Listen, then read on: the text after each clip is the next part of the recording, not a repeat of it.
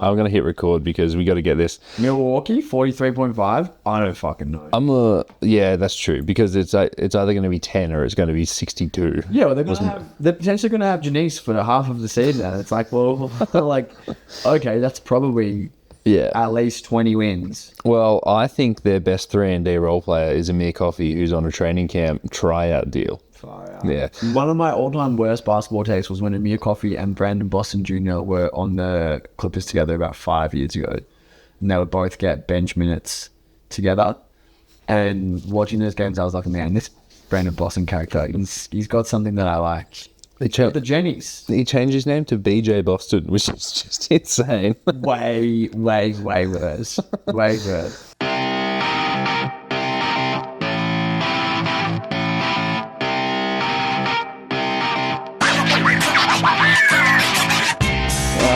Hello and welcome to the Dead Fan Bear Podcast. My name's Sean. Joining me, as always, is the one and only Dante Boffin, Mr. Boffin, man. How are we? I'm good. We've got the Zach Lowe increase in volume going on right off the top. What up, Beck? Did you listen to the pod where I told Marco why that's actually quite cool? No. Yeah. Will you tell me again? Nah, because listeners, I don't want to double dip with them. Go back to that episode with Marco. Anyway, how fucking mint is Croatia this time of year? Yeah. So, my wife says, you're on holiday, get off the hoops. And it's like, but babe, Josh Giddey's a free agent. And then I said, welcome to the 2025-26 over-unders, part 1. Part 1. How long have we been doing this? Is this the 6th? This is the 5th? And yeah, because we started 2019 playoffs. Yeah. And end of the regular season, but yeah. Yeah, we did awards. Yeah. So this is the 5th. Which was Kawhi Leonard beating the Golden State Warriors in the NBA Finals. I forgot all about it. Yeah. So the 5th, and what I'm beating you by like 1. It was like 172 It's pretty much 50-50 through 5 years, which is pretty good. This is the year though that, like, you know, for better or worse, the race could get blown wide open. This is going to be a hard year. I hope we don't have two similar takes, because there are a lot of, as we were saying at the start of the pod, there are a lot of Milwaukee Bucks. Yeah. I mean, there is naturally only one. Fans have been crying out for years. Less Bucks. Adam Silver has made it happen. More Milwaukee Bucks. Actually, one of the most boring teams, and the season hasn't even started yet. I actually can't wait to not watch them that much. Like, they got rid of Pat Cotton on, and it's like, awesome. And it's like, oh, cool. You got Gary Harris and the guy with the sunglasses, Gary Trent, the Garys. You want Jennies, not Garys.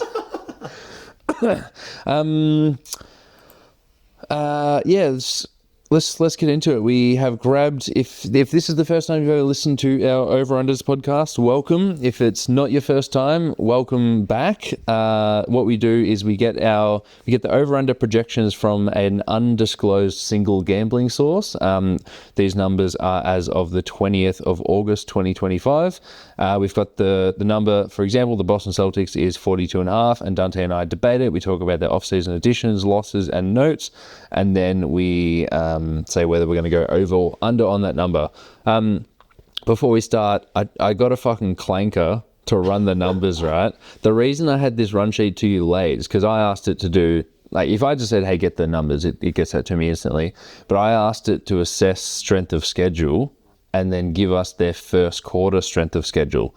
Because I find that the first quarter strength of schedule does matter a lot. Because if you're the Pelicans last year, not only do injuries decimate your season, but if you have a really strong first couple of games on top of the injuries, it's like, okay, cool, 4 games in, you're like, oh, we might need to tank, right? Or conversely, if you're the Brooklyn Nets and you had a really weak schedule to start and they were 3-1 to start the season, and we're all like, are they going to make the playoffs? But the answer was just Jordi Fernandez might be a good coach. Yeah. You're like, oh, okay, so you got 3 wins in the first 4 games. It's going to be really hard to finish with less than 18 wins across a whole entire season. So I actually asked the fucking Tinskin to write me a thing for strength of schedule for the first quarter, and this is one of the worst experiences I've had with Chad GPT. Yeah. So I've just got what's the fucking point of it? What's the fucking point of it? Actually burning up the Amazon rainforest for what?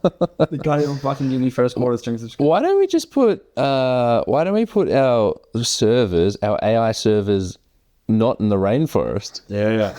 Well, I got news for you. They're everywhere. They're literally everywhere. Yes, to the listener, I am not uneducated. I'm just being merely cheeky. Dante, what were you going to say?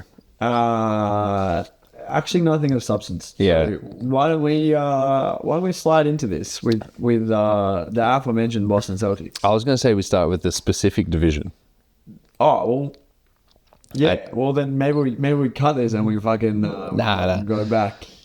Yeah. All right. Well, we'll start with great point, Sean. We'll start with the specific division. We're going with the specific division because there is. Talked about this as well. We talked about this 20 minutes ago. So it's this half of a Japanese rice lager that's gone straight to my head.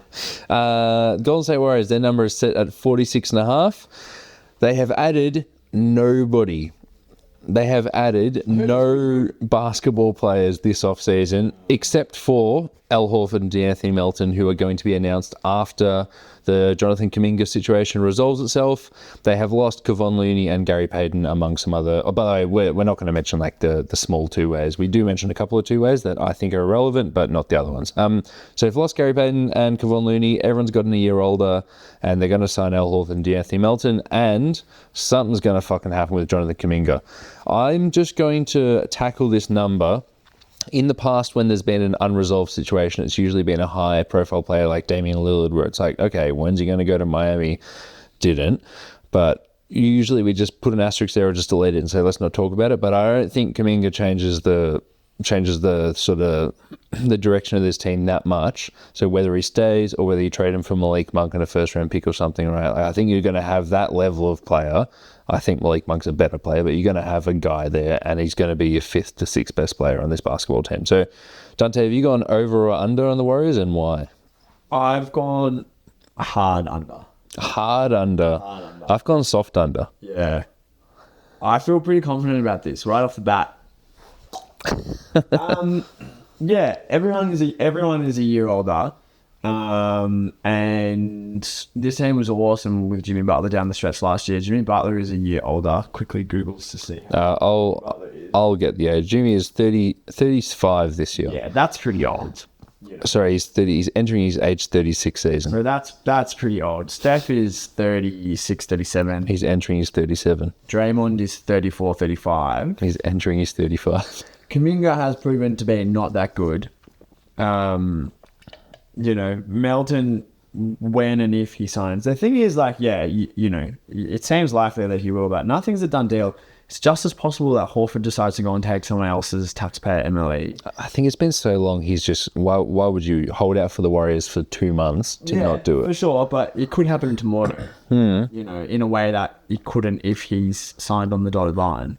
None of the young guys have stepped into a role that makes you say that they can be either a high-level role player behind the 3 aging stars or take some playmaking load off of their shoulders. And we've had this conversation a million times over the last 2 years. Kuminga is the only person who profiles that way. Clearly, that hasn't happened. Podziemski? Nah. Like, do you think he will be as good as Goran Dragic when it's all said and done? Do I think Brandon Podziemski will be as good as Goran Dragic? Or is he settling more for like a Monty Morris? Goran Dragic made 3rd-team All-NBA. True. That is a little bit fucking dog shit of me. That's an absolutely that's it. That's his player comp. But like, yeah, we do have a young up and coming ball handler. And I mean, he's pretty limited as a playmaker. I don't think so. I mean, you were watching this more closely than me. I think Pod's running like the second unit. That's not on. You don't reckon that's on? No. Pods can be your second guy if you have Jimmy or Steph on the floor with the bench unit or with like a staggered group. But I don't think Pods can run can't run a backup offense. No. Well, not a good quality backup offense. All right. Anyway, I just this team was this. We have recent evidence of this team with pretty much this exact construction actually being fucking awesome. I'm essentially I recently watched the movie The Big Short. First time? Yeah, first time. I'm shorting this offense. With those blue slips. Yeah. I'm also shorting the offense because of availability. Like, these guys aren't going to play as many games as they did last year. Steph Curry played 70 games, and in the 12 games that he didn't play, everyone was just like, what the fuck do we do? And then Steve Kerr was like, Kuminga, do you want to like try and like do the things that you've been telling me for years that you can do? Like, yeah. And it just doesn't work. Jimmy papered over that a little bit, and we've obviously got like, there's no minutes when there's no Steph, no Jimmy. But they're both old. They're both not going to play every single game in the season. Losing Kevon Looney does actually kind of help the offense, because we sort of had to play Kevon Looney, and we're playing two of Jimmy, Draymond, and Looney just wasn't good for the offense, wasn't good for anyone's offense. And now those minutes are going to be subbed in by more Quinton Post and Al Horford, who's a respectable, good basketball player. But also 39 years old, right? And DeAnthony Melton. The reason he doesn't play for our basketball team is because he tore his ACL/Achilles, and then we had to dump him, right? Yeah. So, yeah, it's just not enough availability. There's just not enough good basketball players on here. And like, yeah, I'm singing some stupid praises for Podziemski, but it's like, yeah, when everyone's injured, he's not going to be that guy, but he's an awesome six-man. Yeah, I think you're drinking the Kool-Aid a bit. Yeah, it's good Kool-Aid. He's a great team player. Yeah. Like, you never, it's like when we watch Josh Giddey play for the Boomers, and it's like the only time we're rooting for Josh Giddey, right? And you're like, wow, this dude does actually make the right pass. And you're never going to think, oh, he's going to make a selfish decision, which that's great, especially in Steve. But I think there's a difference in like the style. Like, I'm not going to fight you on the fact that he's a great sixth man. Like, he's clearly a very good player. But there's a difference in being a great sixth man when Steph, Dre and Jimmy are in the lineup. You have to do different things, and that's what you're speaking to. The fact that he does like play for the team, and he does make the right read, and he does make the right pass. That is very different to being like the sixth man who can step into an elevated role when two of those guys aren't there. And that's what I'm skeptical about. Yeah. And I am forecasting clearly, as we've discussed, because of the age, that there will be time when there is that gap on this team. And I don't think that he can step in. And clearly, Kerr doesn't trust Kuminga. Kuminga, that's just such a cooked situation. Like, would you like us better hitting this over if we had Malik Monk instead of Kuminga? Yeah, probably. I'm not necessarily convinced that Malik Monk is a better player, but I am convinced that Malik Monk would play 65 games at a higher level. And just shoot 38% from three. Yeah, like Kuminga, like, well, he could probably be forgiven if his mentals were not right at the start of the season, or if his energy level was, if he wants $20 million a year over 4 or 5 years and ends up getting $12 million a year over 2 years, he might not be a happy camper. Yeah, it sounds like it's going to be qualifying offer or 25 mil. Like, he's more than happy to take qualifying offer, which I think is just stupid. Nate Duncan does a really good job where he says, like, just take the easily tradable 2-year 50 mil, and if someone trades for you, like, yeah, you don't want to get traded, but the team trading for you wants you. Like, the team who's going to take you on wants to see you play good basketball. You'll be extension eligible in calendar years in like 14 or 15. Yeah, it'll be a season and a half, but in terms of the actual calendar, if you got traded in February, and one final thing on sort of the team building, getting Al Horford is obviously that stretch 5 option who can do, in theory, do a lot of similar stuff to Draymond Green on defense. But I think what we've really missed, and we haven't been able to find in Kevon because he's not that guy, but just an Andrew Bogut, JaVale McGee type, like just to run and dunk. Like if we could have got involved in not DeAndre Ayton, but like someone like that, just who's the best big center who can just run and dunk, like just that guy who can stand behind Draymond and Draymond be like, hey, fucking, can you stand behind me, or can you just like catch this lob? We haven't had that since JaVale McGee. Yeah. Well, or James Wiseman, right? And I just wish we could get that guy, because they're not fucking expensive. Like, they're getting bought out. Mark Williams isn't help. You have to get the right one. But how hard is it to find JaVale McGee? You say that, but the fact that a lot of teams don't have that player, like Clint Capella. Yeah. We should go. But Clint Capella's not on a cheap contract. Clint Capella's Is it taxpayer mid-level? Eh? he's on, but it's three. It's three guaranteed. Which that's for a lot of teams, like that's a non-starter. Yeah. You know, like everyone wants to trade for Daniel Gafford for like minimal when he's like surplus to requirements on the Washington Wizards. It's Daniel Gafford. Yeah. But like those players, are rarer than I think you might think, because you have someone like Jackson Hayes who's that on offense, but he's just an absolute space cadet. Like his physical gifts don't matter because he's just never in the right position. All right, moving on. Moving on to the Los Angeles Clippers. Their number is set at 47.5. They added Bradley Beal, Johns Collin, Brooks Lopez, and Chris Pauls. They lost Amir Coffey, Norman Powell, and Ben Simmons, among others. This is quite a deep old roster, so it's a little bit like the Golden State Warriors, but deeper. They're actually quite playoff attuned. Like Zubac and Brook Lopez and John Collins, for a laugh, attacking Nikola Jokic is actually like quite a good 3 front court dudes to just have a crack. Like maybe not John Collins. And they also re-signed James Harden, so there's going to be no stinking up the chemistry there. But 48 wins, like I don't know what they win last year, 49.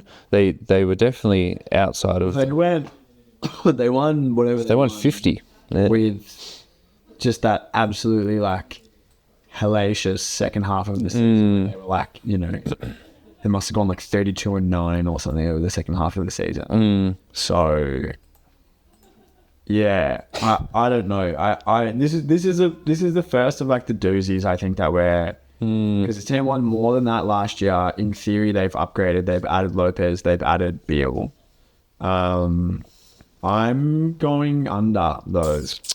Yeah. Because I just am thinking like, okay, well, Harden is 36. Kawhi is Kawhi.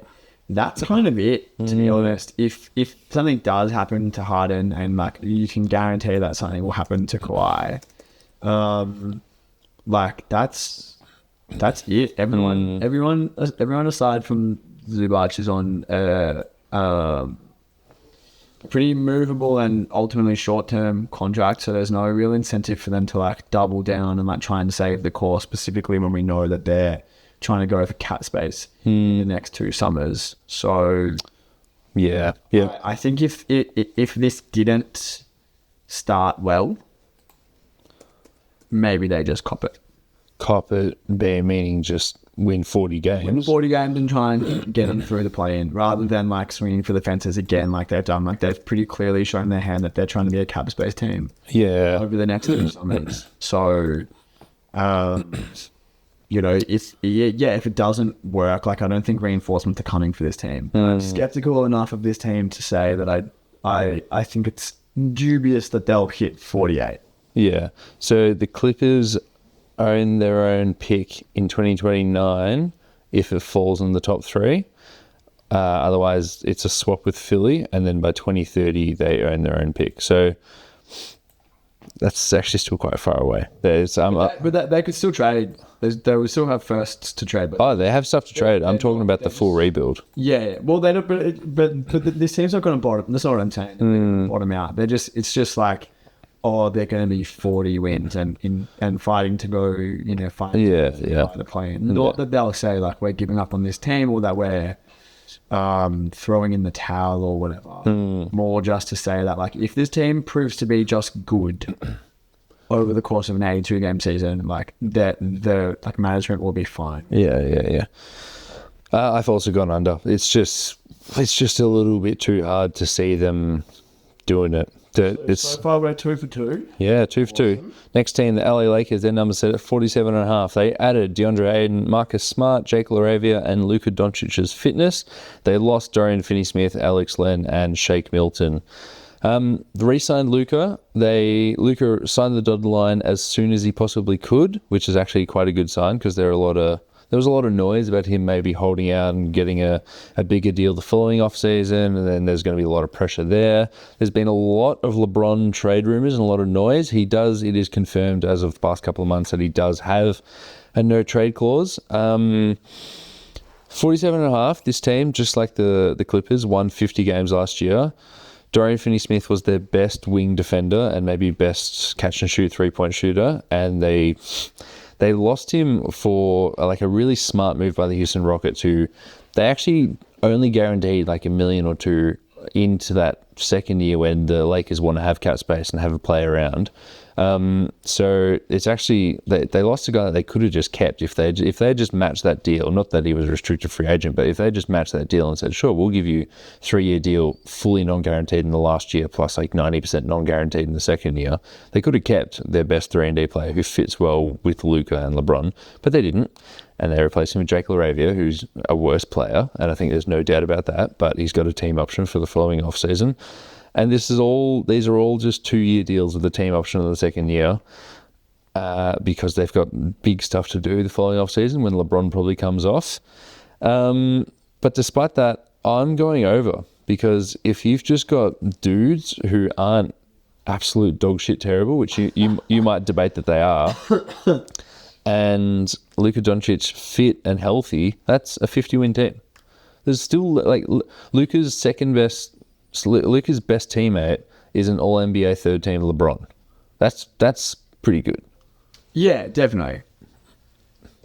Definitely. But I've gone under, and I'm not like militant about this, but like we've seen like third team All-NBA LeBron and like first or second team All-NBA teammate the last 2 years with just a bunch of guys. Like, what does that look like? And we've known what that looks like. It looks like this exact conversation where it's like, I don't know about 47. Obviously, Luka is better than AD. No doubt about that. So it's not exactly an apples to apples, but I think the comparison probably holds. And you can make an argument that their role players are like worse. Like, who knows what you're going to get out of Marcus Smart. Like, it's literally a complete unknown. He's played 60 games of basketball in the last 2 seasons. At Ayton, obviously he's a good player. Yeah. But the whole kind of Ayton thing is contingent on your Ayton optimism that he's going to get his like head read. The player who has played the last 4 seasons in Portland, if that guy comes in, he's actually not going to help them in the way that they need to be helped. Yeah. They don't need him to shoot, 17-foot spot up. I mean, Portland's also trying to make the playoffs, and they've decided not to have this guy. They literally fucking they bought him. They literally it's pretty bad. That never happened. Yeah, and we talked about this the last time we podcasted, where it's like, hey, in Phoenix, you had Chris Paul pretty much say, pull your head in, son. Luka's not that leader, and he might never be, but he's definitely not that leader yet. And, like LeBron, for all of his leadership qualities, like, he's not that leader either in the way that Chris Paul and Monty Williams were able to be to a younger Aiden. Who didn't get a bag. He was young and hungry, and like that one season, the 2021-22 season, is like the only time that he consistently for the whole year and the playoffs actually was like, oh, I'm going to defend hard and I'm going to set screens and I'm going to run to the rim. And it wasn't that good though. It's not but he's not an all-star, right? Like he wasn't an all-star. No, but he was just good. He was Clint Capella. But he might have been the 7th best center in the league that year. Yeah. And if you put the 7th best center in the league with Luka and LeBron, like, okay, now we're fucking talking. But actually, I think it's closer to 10, but picking airs. Yeah. Sorry. I don't think that player is in there anymore. Yeah. I don't think he's going to do that. And you go. Well, I don't think he's going to do that. And I think what we've seen in Dallas is that there's a very specific archetypal big that Luka thrives with. It's the Gafford, it's the lively, it's the AD kind of build when AD's not shooting those kind of those shots. Help me out here. It's a Dwight Powell, rim running guys. Bogut. Yeah, there you go. We had this conversation a couple of years ago about Dallas when their big off-season move was bringing in Christian Wood. And we kind of talked about it then, that like Christian Wood's game is not amenable to Luka's needs on offense. And Christian Wood did fucking nothing in Dallas. Yeah. After we had just seen him in Detroit or wherever he was putting up like 25 points. Yeah. players that can do the things that Aiden can do are not as valuable in a Luka offense. Yeah. And speaking of guys who might not be as valuable in a Luka offense, I'm definitely not enthused about Marcus Smart as well.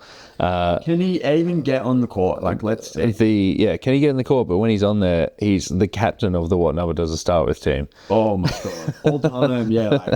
Like Even when he's been good. how does it start with team of the century? One of the greatest PR runs that Defensive Player of the Year campaign during the 2022 season, before multiple players on the Warriors torched him in the fucking finals. Yeah. I don't think he's good yet. I think that'd be better with Gabriel Vincenzo. The other thing we haven't talked about as well, just sorry to interject, is like Luka and LeBron together.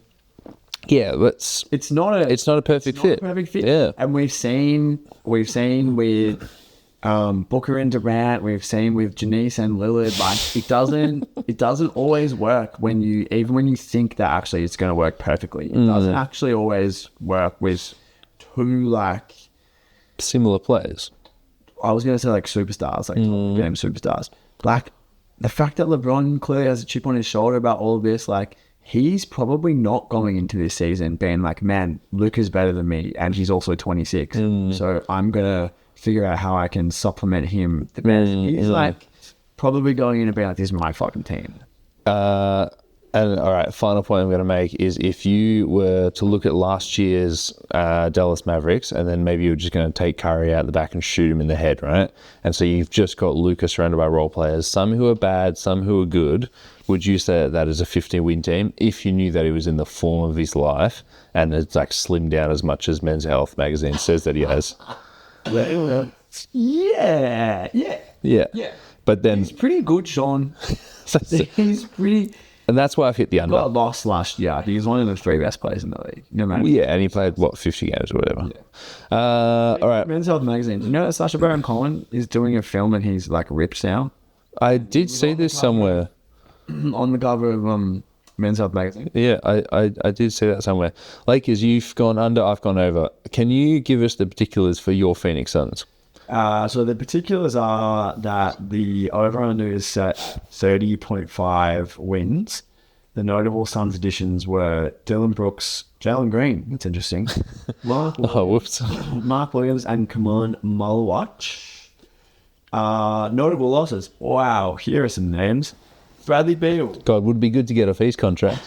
Kevin Durant, Tyus Jones, and bad minimum contracts. The other thing to say is that Devin Booker was re-signed to a 2-year, $150 million extension or something on top of 3 years that just already owned. Yeah. And so after having said all of that, I'm going over. I thought you might. I always will. But see, I went under in my Golden State Warriors. Do you do footy tips at work? No. If you did, would you always pick the Brisbane Mighty Flying Lions? Yeah. You're an idiot. You're an absolute idiot. Why would I have a tip against the best team in the competition? Well, sometimes they're not. Sometimes they're not, like September last year when we won the grand final. I have also gone over, but I feel like it's a typo. I could be convinced to go under, but there is a lot of talent on this team, and it's not at the center position. Let me make the case.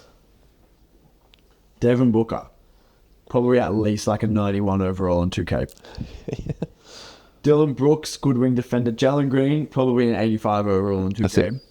Mark Williams could be like an 83 overall in 2K. He could be a 90. It doesn't matter. Malwatch, probably like 77 on 2K. But the potential to grow throughout the season if you train him correctly. All right. What do you think about that? I do like the fact that you've got like your top three players, like as in the 1, 2, and the 3, are all good basketball players. Yeah. Right, that's super handy. Like Booker, Green, Dylan Brooks, right? That's awesome. Ryan Dunn's still good at basketball, right? Williams 2K overall. Anyone? Yeah, that's way too high. Right, Ryan Dunn, another year of Ryan Dunn. Like, you know, people calling him one of the best shooters, one of the best wing defenders in the world. Green 83, what I said. You said 84. 2 under. Bro, if Devin Booker's not a fucking 90. I think he's always a 91. Not learning. Wow. You've still got Nick Richards on the team, so that sort of solves your problem of having centers. Nick Richards. We traded 5 first-round picks for him 6 months ago, and then we fucking traded for his old teammate and drafted someone that plays exclusively with our position. It's really stupid. You're in Kings territory. Yeah. This whole shit with your owner, Matt Ishbia, bringing in his fucking mate from school. The guy who's like only basketball qualification is that he was with the Atlanta Hawks 15 years ago, and 20 years ago he was like the assistant GM for fucking Michigan State. Yeah, which I've never been a GM for a college, but it's got to be very different to being for a I must team. be so mint to just be able to be like, I'm going to hire someone exclusively to agree with me. If I ever become an owner, you're the GM. Fucking All right, so we've both gone over, but yeah. they you just can't win less than 30 games with Jalen Green. We don't have any of our picks. We have no incentive to tank unless there's a big trade involving Booker Rockets, which could still happen. And that would be the thing that would happen. Yeah, or Booker to a new team that we haven't heard of yet. Yeah, well, the Rockets' idea is get our picks. You know, it would have to be like Booker's Utah and get Utah's pick this year or something to make it worth us tanking. It's just an example. As an example. Like, you would need to be trading it to another team that's giving you their draft assets. Otherwise, you're just being worse so that you can give your picks to the Rockets. All right, you're going to win 33 games. That's fully. Devin Booker is a legit All-NBA level player. Jalen Green, and it could be the worst fit in the league, but Jalen Green is actually like... he looks better, yeah. He's like actually like a good basketball player. Dylan Brooks and Ryan Dunn, if Ryan Dunn does continue to develop, he's an interesting player at least. Yeah. You know, Malowich, Williams, we'll see. Can Williams stay healthy? He's a good player. Can he stay healthy? Iguodala is interesting. Yeah. You know, as a 4-5, like there's not a lot. Right, you're going to win 32 games. Yeah, I've got that's the area. next team, the Sacramento Kings. Their numbers set at 35.5. They added Dario Saric in one of the stupidest deals of all time. Nate Clifford, who was drafted 24th and actually had a really good summer league. He's like a 3-and-D, really tall wing. Drew Eubanks. Fuck. If you didn't think Dario Saric couldn't get on the court enough, now you've got Drew Eubanks. We've actually literally just got the 2023 Phoenix Suns. Dennis Schroeder. Fine player, but they paid him a long-term deal. Do you want to tell everyone what his contract is? If not, I'll fucking tell them. You can fuck. It's 3 years, $45 million, fully guaranteed.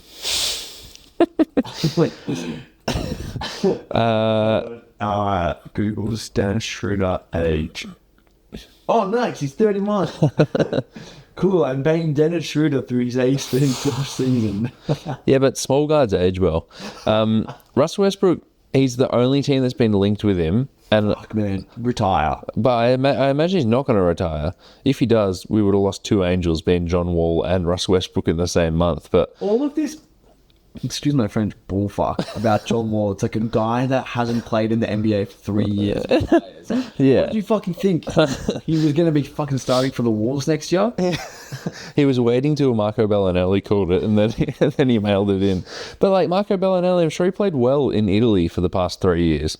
John Wall... So many interesting things. Do you remember when John Wall put up some shots in MSAC? A year ago, and was like, oh, is he going to play? It's like, nah. Since he retired, on Twitter, people are like sharing like their best moments. Obviously, doing the Dougie was sick, right? Like John Wall, very cool guy. Yeah. Highlights are awesome, like jumping on the scorer's bench and like saying, "This is my city." It's like, yeah, whatever, man. The funniest tweet ever was this guy, like after he got like traded from Washington, this guy was like, I was out with my friends one night and we were watching the game and we went to the club. And then he says, I got to the club and saw John Wall was there. And it was like, how did you beat me? I just watched you on telly. You had to do media and stuff. And then he ran to the club and he beat this dude there. Yeah. Awesome. Can I tell you the last 6 teams that Russell Westbrook has played for? Can I guess him? No, I'll just tell you. Because that's not the part of the bit that I want to focus on. So it goes Houston for 1 season, Washington 1 season, Lakers, Clippers, Denver, and now the Sacramento Kings. That's extremely undignified. That is extremely undignified. To go from like age 31, 2019, 20 All-Star in Houston, and then to go to that, like, what are we doing, man? Just literally call it in. Yeah. It's one thing to be like ring chasing. Sorry, look at the fucking teams that he's been on, some of them. And they've said, we don't want you. Yeah. Right, no. Again, Nate Duncan made a good point where he said, I reckon he wishes he just picked up that player option because Denver stupidly gave him a player option. And don't you just, I'm sure he just reckons he picked it up and then just asked for a buyout if it didn't all go well. So at least he still had a basketball team to play for. Because it's a bit weird that the Kings haven't signed him. Yeah. Despite them saying, yeah, we want to sign him. Apparently they had back-to-back Zoom calls with Dennis Schroeder and Russell Westbrook on like day one of free agency. Nightmare blunt rotation if you're a free agent. Anyway, so I'm going under. Yeah, losses Trey Lyles, Jake LaRavia, and Jonas Valanciunas. They're involved in the Kuminga chats for whatever reason, and I think if they give up anything of value, the offer was a first or Devin Carter and Malik Monk. Devin Carter, who they're trying to find. Yeah, who was good last year. Is that his name? What about? Yeah, it's Devin Carter. Yeah. What about Dennis Schroeder for Jonathan Kuminga straight up? Dude, Schroeder the return was it really well the first Schroeder was that too last year. Yeah. You know, he started the season in Brooklyn and he won them 3 games in the first 4. You know why I know that he started the season in Brooklyn? Because I picked him up in fantasy and he was legit averaging 30 points a game for the first 15 games of the season. It's so good, man. What happened in fantasy last year? Yeah, you won the fucking chip, man. Yeah, they won the lot. Right. You'll never seen that, although I have. Doug Christie's still there, and That's also crazy, right? yeah. He's just a yes The man. real NBA coach was the guy that was there the whole time. It's like a reverse, it's like Old Man Withers is the fucking Scooby-Doo villain. I need to rewatch Scooby-Doo. They pull the headset off of Doug Christie. Yeah. Commentating on the sideline, and it's Doug Christie. Yeah. Funny. So their numbers sit at 35.5, which is 5 more than the Suns. And I think if you flip these numbers, I still take the under and the Kings. Who is even on this team? It's Domantas Sabonis and nobody. No, they got Zach LaVine. True. And That's pretty fucking chaotic. yeah, talk about fucking 50 I would games. say Keegan Murray. They've got Keegan Murray. I would if they DeMar DeRozan on this team? Yeah, he still is. He was, yeah. If they offer Keegan Murray to the Warriors in exchange for Kuminga, that they have strictly said no up until now. Keegan Murray was pretty mid, but that's so stupid that it belies even the Kings doing it. Keegan Murray is quite good. Yeah. Like Dylan Brooks. In a mid kind of way. It's like Dylan Brooks, like not an all-star. He might be a 10-year vet. Oh, for sure. A 10-year vet. But bro, Ronnie Price was a 10-year vet. you know.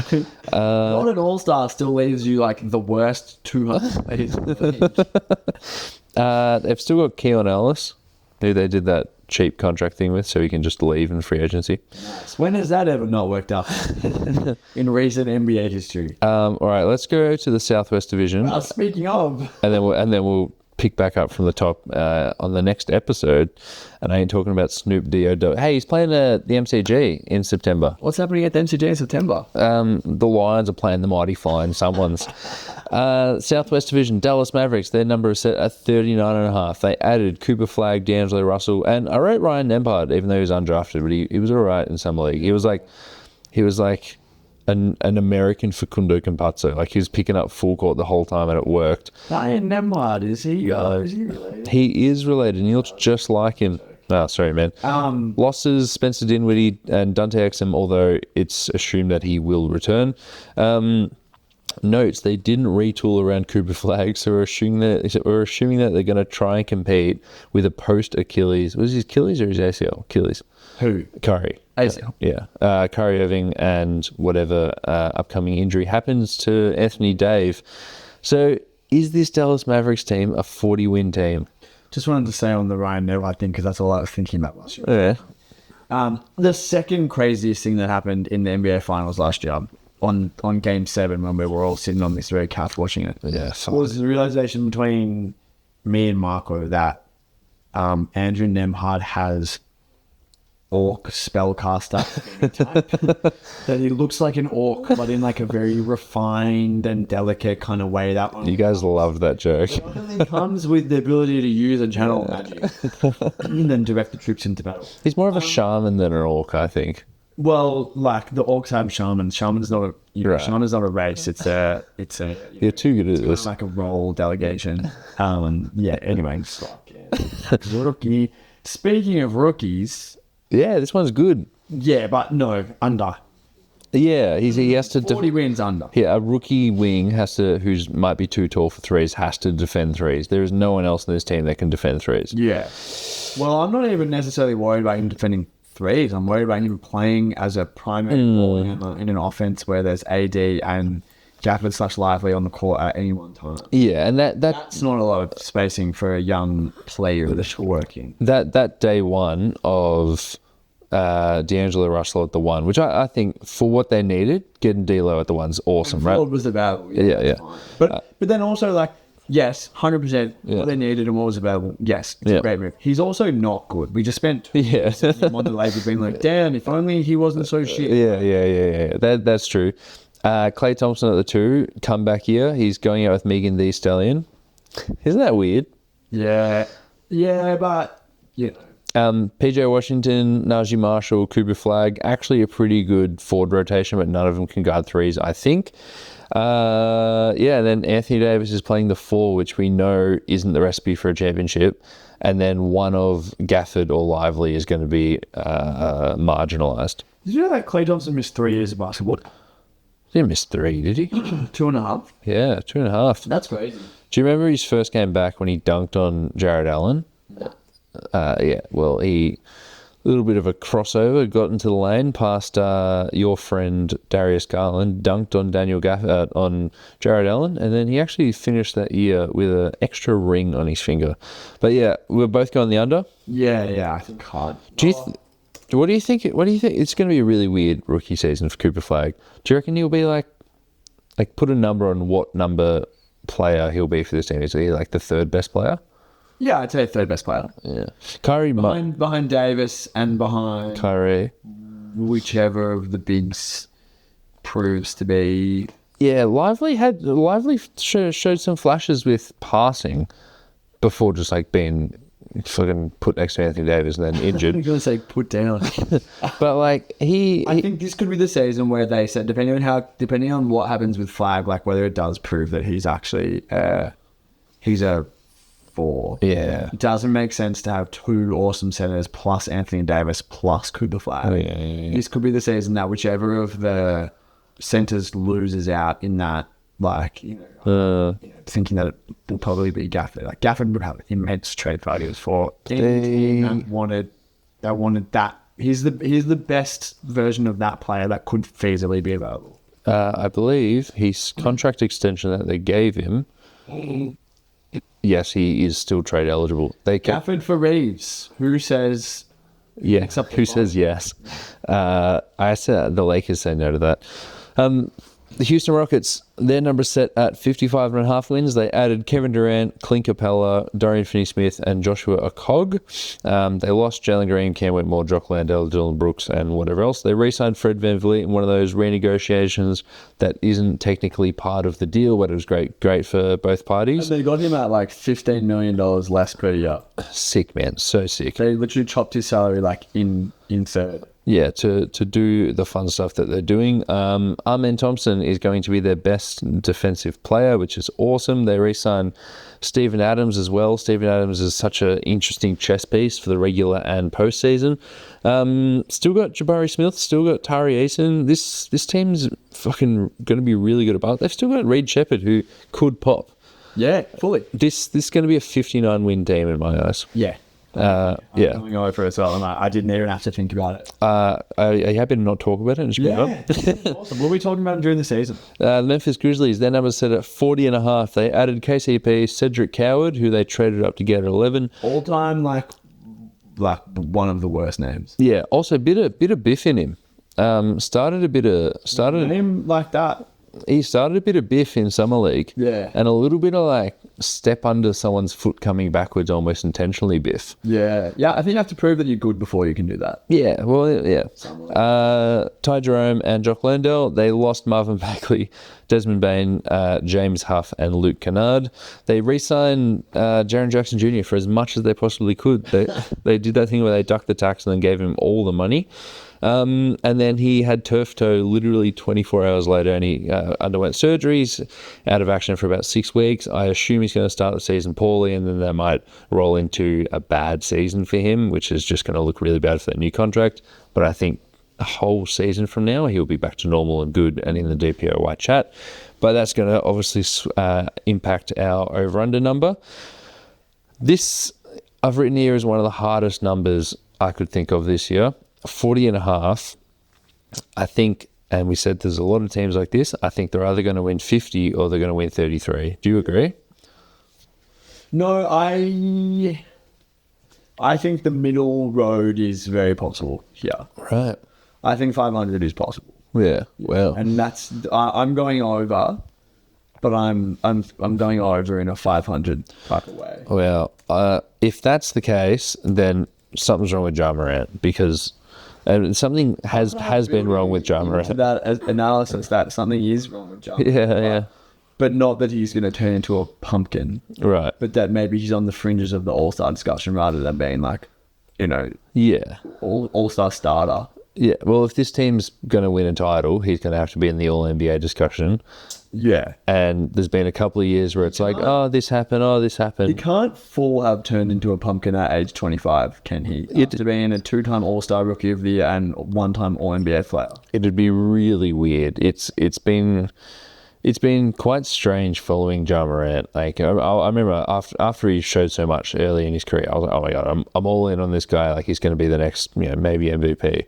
And there's just been a couple of underwhelming seasons. 2 years ago, he played 9 games. Remember that first game back and against New Orleans, he hit the game winner. And I was like, whoa. Last year, he played 50 games, averaged 23 points, which was the lowest since his second season.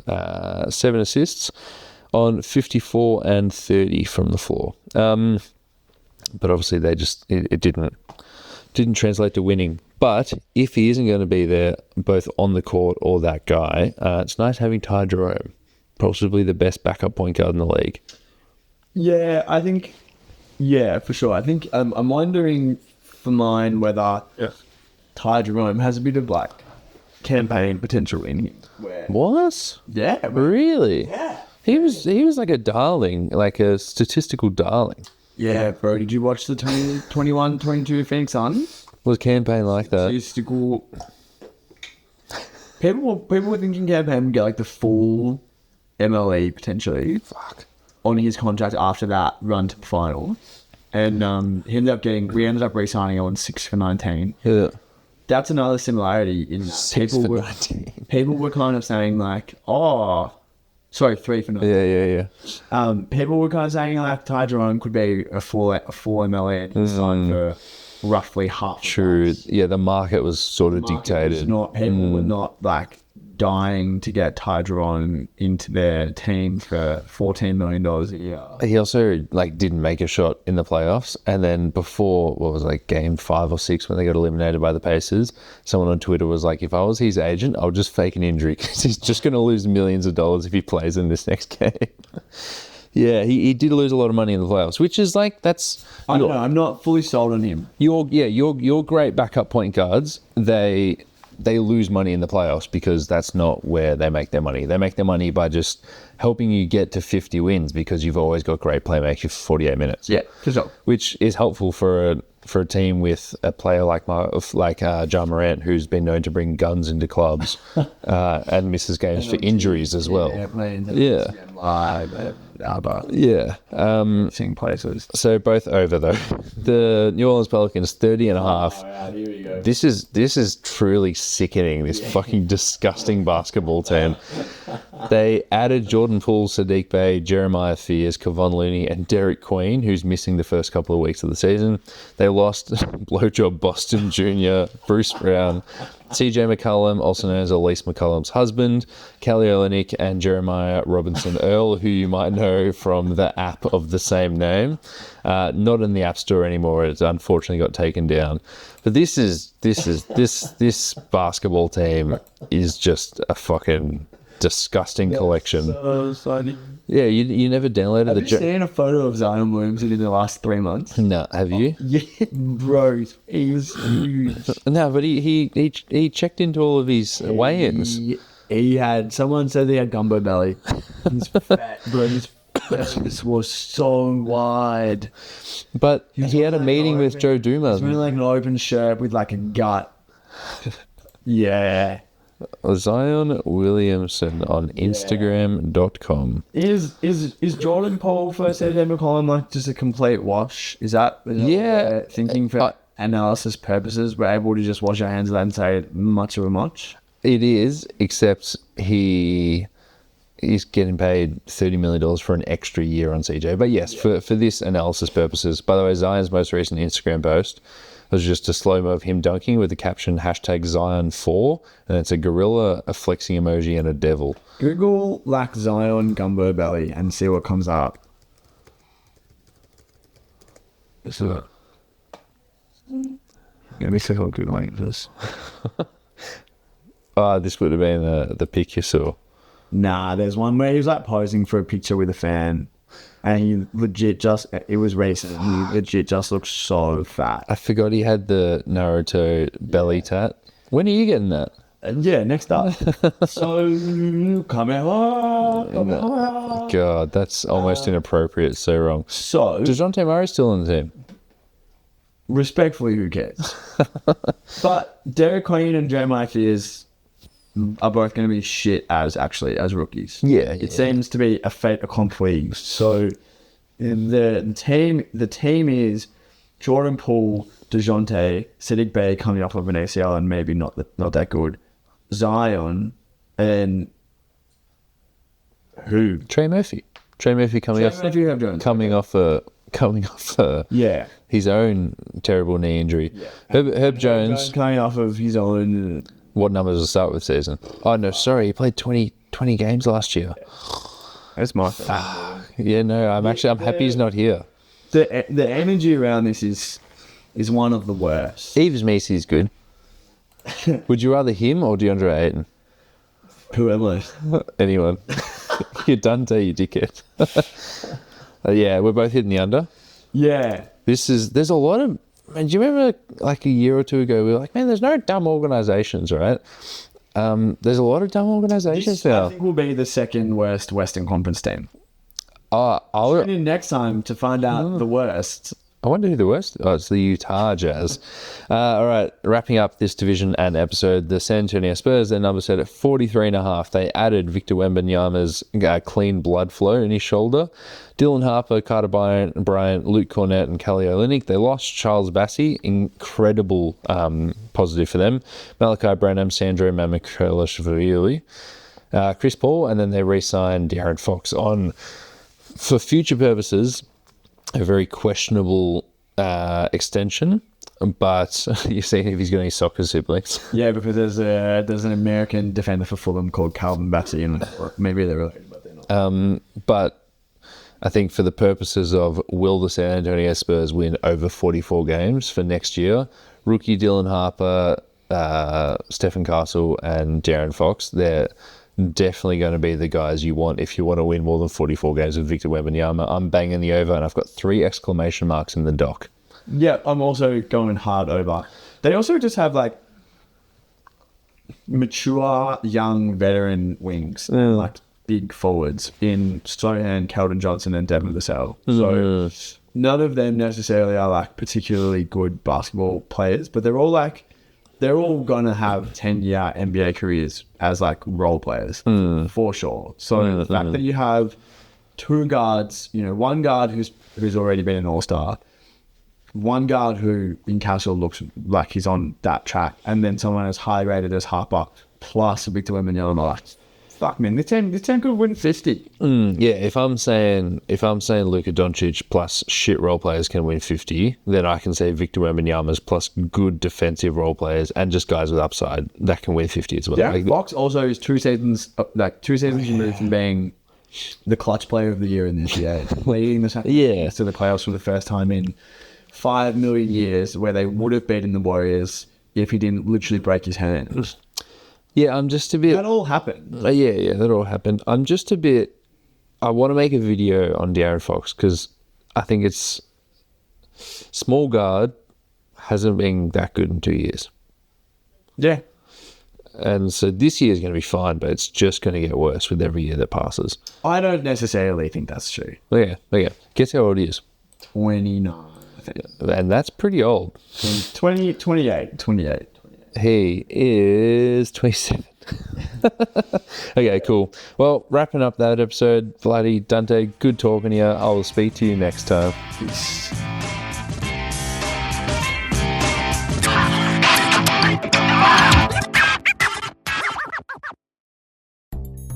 You want to talk WNBA? Maybe some WNBL? Australian Opals chat? Heck, even dabble in some EuroLeague? Find the W Basketball Show on the Deep 2 Podcast Network.